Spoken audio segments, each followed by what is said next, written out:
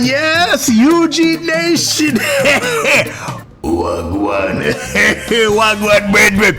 Yes, ladies and gentlemen, we are back with some more Jujutsu Kaisen content. Yes, ladies and gentlemen, we are here with chapter 266 of Jujutsu Kaisen. And buddy, a lot of good stuff in this chapter. Oh yeah, you want some boxing, you want some hands, you want some high quality two-hand combat. Yes, ladies and gentlemen, you came to the right manga series, ladies and gentlemen. Now, as you all know, Sukuna and Yuji are now locked in a death match in a one-on-one scenario. Nobody else is jumping in this fight that we know of, and Shinjuku is reaching its climax. Obviously, the chapter before this, we had Yuji trying to plead to Sukuna to see if there was any sort of humanity left within Sukuna for him to save or to convince, and then he unfortunately came to the conclusion that Sukuna is beyond saving. And Yuji, last chapter, outright threatened Sukuna's life with no fear in his heart and enraged Sukuna. So now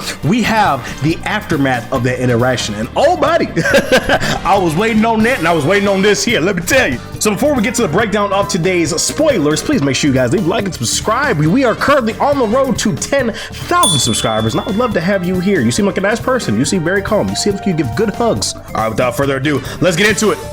So we start off the chapter with something very interesting. We start off the chapter with Yuji directly talking to Megumi's soul. We have not seen Megumi speak a word since about, I want to say 10 to 13 chapters ago, when Megumi actually was, crumpled on the floor inside of Sukuna's innate domain or whatever that was, and he was saying, I can't take it anymore. I don't care anymore. I want it all to stop. We have Megumi saying, I wanted to create a world where Sumiki wouldn't have to suffer any needless misfortune. Or at the very least, I want to maintain that fragile life as much as I possibly could. Eating meals we cooked out of restlessness, watching sunbeams fall into our hanged laundry, or to see that Sumiki stands side by side a person like you, Itadori, in the rays of the setting sun, that would have been true happiness to me. Again, this goes back to the idea that I have harped on again and again, where people get on Megumi for not being stronger than he is and calling him potential man and all this kind of stuff. But his goal was to make Sumiki happy. It wasn't to be the strongest. It wasn't to protect the next generation or anything like that. He literally was trying to do what he could to protect his sister. And if that's the bare minimum, that's the bare minimum. And Yuji goes on to say, early on when my grandpa first got sick with lung cancer, he was offered a rough treatment that would have come with some strong side effects. He turned it down. Maybe he thought his body was strong enough even without the treatment. Every so often I'd hear about euthanasia, but that didn't seem right. It felt like someone else's choice. I would have been able to bear it, but it must have been tough for him. Ever since coming to Jujutsu High, I've been inundated with all these awful thoughts, and when I think about if this will keep going on forever, I find myself able to empathize with my grandpa or with anyone faced with a helpless situation. So that's why I can't tell you to keep going. This is very, very interesting for two major reasons. This comes with the idea that Yuji understands that, yes, he is blessed. He is not like all these other people. He's not like a normal person. So for him, this sickness, he might have just been able to shrug it off. He might have been just seen as a common cold or something like that. And so the idea of taking yourself out because you are in so much pain is foreign to him. But after encountering all these different people and all these different people from walks of life, Yuji comes to the conclusion that he's like, I can't tell you how to live your life. I can't make you want to do something you don't want to do. If you think you are in that much pain, if you think that you are in that much suffering and you just want it all to stop, I can't tell you any different. And this is very interesting because a lot of people have gotten on Yuji saying, oh, he should have been the one, he should have had his Todo moment with Megumi, and he should have just reinforced him, he should have just snatched him up. But this is the opposite. Instead of Todo reaffirming Yuji and Todo basically telling Yuji his ideals and how he sees the world, right? Yuji is saying, you know what you're saying isn't necessarily wrong. But Yuji is going to stick by his side no matter what through all of this. He's not going to tell Megumi that he's wrong, but he's going to keep at it, trying to pry his soul from this demon as much as he possibly can, because he is a true friend through and through. As we transition to the fight, Sukuna now uses Hollow Wicker Basket to protect himself from the effects of Yuji's domain. Sukuna says, I'd like to use Gojo's method of constantly healing one's brain to reset a burnt out technique within a domain, but the risk is too great with the after effects of Unlimited Void persisting. So again, Gojo proved to be probably the MVP throughout this entire fight. If Sukuna's brain literally wasn't still hemorrhaging, he probably would have reset his curse technique right now, and that world slash would just be spammed. But due to Gojo quite literally frying his brain, he can't. So the narrator goes to say, in contrast to a domain where one actualizes a mental image, the output required for techniques like Hollow Wicker Basket or Simple Domain is little. It allows a sorcerer to buy time until a sure hit technique imbued with a domain hits them, but eventually without fail, they'll be overpowered. So basically something like Simple Domain is meant to outright protect you. Hollow Wicker Basket is meant to shield you. You will still take the blunt blow of the effect of the sure hit technique, but it's going to be mitigated or just significantly reduced. Now this is actually very interesting. So we see all these little ducks and geese and these fences and everything like that. So we actually know that Sukuna and Yuji are actually in Yuji's domain at this current point. They're not in that realm between realms where, you know, they're talking to each other's souls and all that, because Yuji just did that with the Megumi. This is actually Yuji's domain. So when Yuji busted out his domain expansion, they were talking last chapter. That all was within Yuji's domain. I didn't think that. I know some people theorized it, but very interesting. Very interesting. The narrator goes on to say, however, Sukuna is able to supplement that output by maintaining the hand sign even after Hollow Wicker Basket's activation. This allows him to continue fighting without being overpowered within a domain. And Yuji and Sukuna begin to close in on each other for more hand-to-hand combat. Just that good shit that I like. Y'all know me, man. Y'all know me. Sukuna goes for a kick. Yuji blocks the kick, catches it, brings Sukuna's leg towards him. And unfortunately, Sukuna manages to get Yuji to the ground and land a devastating kick as well as a haymaker of a punch and sends Yuji flying. As Yuji is still reeling from this attack, Sukuna goes to say, who would have figured being looked down on would fill me with such ire that being pitied would? What fun will it be for every other human to reap the consequences of your actions? Sukuna's riled up. Sukuna's amped. And Sukuna's basically like, whatever I'm gonna do to you, I'm gonna do to every single person that you love. Listen, last week's chapter's translations, in the English translation, Sukuna said, I will tear you asunder. Listen, y'all know John Wary, they should be charged for some domestic terrorist charges for what he's done to the JJK community, but that was fire. I can't cap, that was fire. And so we see a transition to Kid Megumi, and Kid Megumi looks up and says, what's with that face? And then Yuji says, it'll be just so lonely without you, Megumi, tearing up, almost about to cry. So Yuji, in my eyes, is fully prepared for Megumi to not help, for Megumi to just stay just down and out, but he's ready to kill Sukuna as much as he can. In my eyes, Yuji here is thinking, wow, Megumi, he's down and out. I tried my best. I talked to him. I did what I could, but Sukuna's got to go. And it makes him sad, obviously. He's going to lose his friend. If he kills Sukuna, there's no way Megumi can come back. But then we transition to page 12, where Sukuna takes a step and steps in a shadow by accident. Sukuna says, my 10 shadows technique stopped functioning after Mahoraga was destroyed. This is Megumi Fushiguro's. His soul was submerged in the bath, and yet the brat's dismantles breathe new life into it. So with this, Megumi Fushiguro is fighting back for the first time. Well, technically the second. The first time in Shinjuku. This is technically the second time when he was lowering Sukuna's output when he first took over his body. Yuji, wasting zero time, manages to land a massive hit on Sukuna's face. And as he understands what happens, he lets out a small smile and rushes towards Sukuna.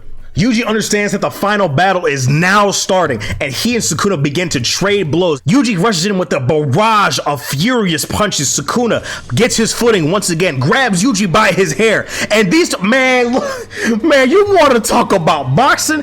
Bro, this man Yuji was putting the beats on Sukuna. Oh my God! Yo, these niggas literally had each other by the head and literally just I need this animated. Come on, I say this every chapter discussion. Y'all listen. Come on, man. Director, I know you can hear me in Japan, brother. Listen.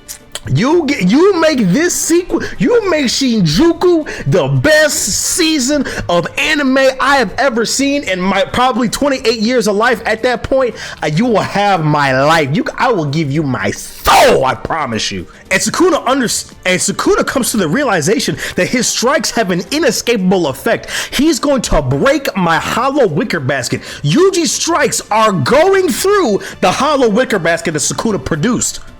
I'm gonna be honest with you. You ask some power scalers, is probably gonna shoot Yuji like 2 tiers up and like possibly gonna make him like right under Yuta, depending who you ask. And as Yuji breaks Sukuna's hollow wicker basket, his armor on his arms unfortunately breaks as well. And as Sukuna is leaking from his bomba, he sees that he now has his technique back. Sukuna goes to launch his domain expansion, but he looks and he sees that 2 of Yuji's fingers are missing. The scene transitions and we get to see Sukuna's finger, or Yuji's finger, strung up in a very high tower of some sorts, and that is where the chapter ends. Man, what a chapter. Dude, what is this? So from what I'm gathering, that wound on Yuji's hand is not new. It looks old to me, because why would there be such a focus on Yuji not having these 2 fingers? So I have 2 theories. My first theory is that Yuji's domain allows him to do almost a sort of law of equivalent exchange of some sort, where maybe Yuji can, I don't know, exchange 2 of his fingers for something, or I don't know. I'm very curious to see what the effects or what Yuji's domain does, because we still don't know. I doubt it's the only thing it lets you do is talk to somebody, so I don't think Gege would do that. But what is this tower, and why is Sukuna's finger trapped up here? Now, to me, it looks like it was wrapped or put on ice from the bottom of it, but the nails make it seem like it's Sukuna's finger. But then it transitions to Yuji, so I don't know if Yuji's gonna summon this finger or what. Oh, is he gonna summon this finger and then eat it to buff himself? Oh, that could maybe. But why here? Now, I know Uraume couldn't find the last finger, and that, you know, Sukuna ended up eating his mummified head to get the same amount of power back. So I'm assuming that's what this is. But Yuji's 2 fingers, this is odd to me. So with Yuji's arms breaking, that might have been a mask, so Sukuna didn't know that Yuji was missing these 2 fingers. Because beforehand, he would have just healed this, but I feel like there's a reason why he didn't heal these. Very interesting. Let me know what your current theories are for this. Why is Yuji missing his 2 fingers? Very interesting. And so we actually have a couple bombshells that the editor's note drops at the very end. Number 1, Yuji and Sukuna's battle will be finished next week. So we're coming up on the climax of this fight. Shinjuku, for all intents and purposes, will be done next week. Yo, you shout, don't do something? There's no Hikari anywhere.